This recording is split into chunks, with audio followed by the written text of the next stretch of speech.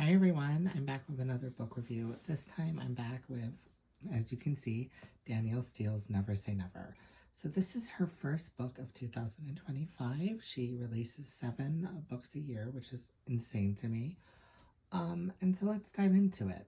All right, I'm going to admit this was not the best way to start off the year of her books.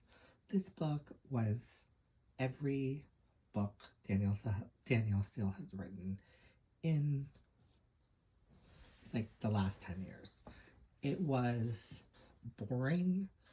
It just didn't really, it just didn't, it just wasn't good. It wasn't good writing. She repeats herself over and over and over and over again. Now, I like Danielle Steel. You know, she got me into reading. I remember I was in high school and I remember picking up a book called The Wedding. And I just thought, this looks cute or whatever. I'll pick this up. I got it over Christmas break. It was the last day of Christmas break. Or no, the last day before Christmas break, excuse me. And I read that book and I thought it was really fun. So she really got me into reading. Like Patty said, you know. Her books used to be so much better. I mean, I read a book from 1992, Jules, and it was like, oh my God, she didn't repeat herself. The books were longer. You know, she unfortunately hasn't aged well. Her books haven't aged well. Like, she doesn't write as well as she used to. But back to this book. Sorry, that was a little rant. So this book is about a woman who thinks she has a good marriage. She doesn't. Her husband is gay and wants to be with her, with his male lover. And so she decides to go to France, rent a home. She meets a movie star who lives next door, and on the cover right there, that's his home, his villa, his castle, whatever. And she has the other villa. And so they're wealthy, like every Danielle Steel book.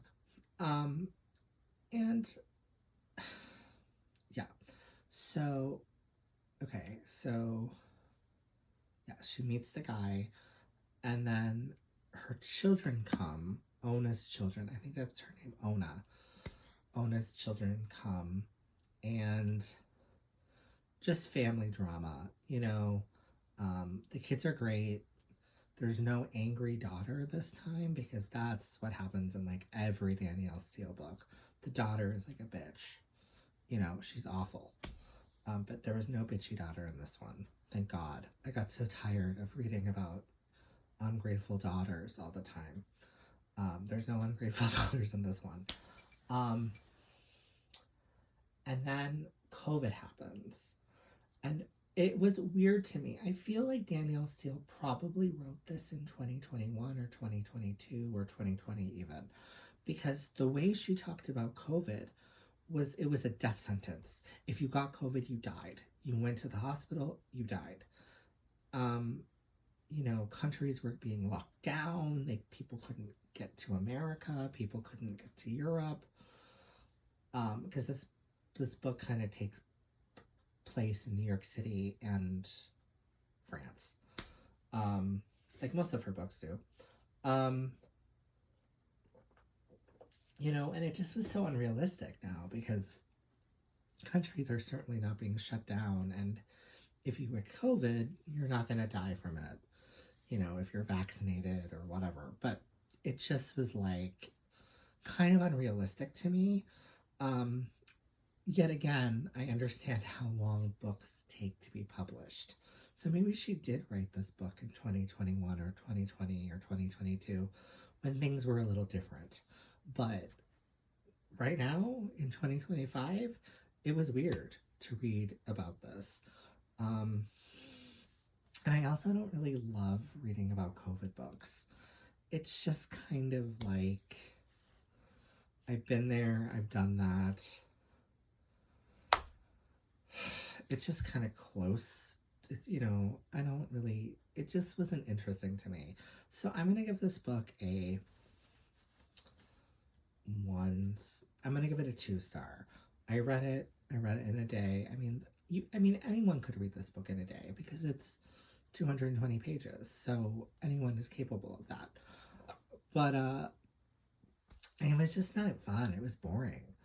Um, I actually have a friend who, it's very funny. She travels a lot for business. And anytime there's a new Danielle Steel book, she buys the book, reads it on the plane because you can read it in 2 hours or whatever. And you, she leaves it on the airplane for the next person or the person, sitting next to her. She goes to the person and says, "Do you want to read it?" And sometimes they say, "Yeah, sure." Um, she just, yeah, she read this one and she was like, "Oh my God, it's like every Danielle Steel book that I've read recently from her." And I'm like, yeah, she doesn't really tend to push herself. Um, but the thing is, I kind of like that about it. I know we all complain about it, and we all complain about how she repeats herself all the time, and um, her books are the same. But you know what? We buy them. And so I think why we buy them is because it's kind of refreshing it's kind of just like a Kraft mac and cheese.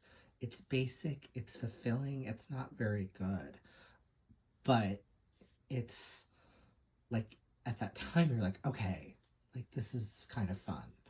And then 20 minutes later you're like, why did I eat that? That's how I kind of describe Danielle Steel to people. Kraft mac and cheese. Um, you know, but I will always buy her books or read her books because she helped me love reading. And so I'm grateful for her grateful for her for that. But this one was a miss. There were some really good Danielle Steel books recently. Finding Ashley, I think it was called, that was a good one. Um, uh, I liked All That Glitters. It's hard to remember them because she releases so many books in a year and they're all the same pretty much. Um, but yeah, I I will always be grateful for Danielle. I know we complain about her on Goodreads and Instagram and Facebook and stuff, but you know, she's popular for a reason. And as long as she's alive or I'm alive, she might even outlive me. I'll read her books. All right. Take care and have a great day.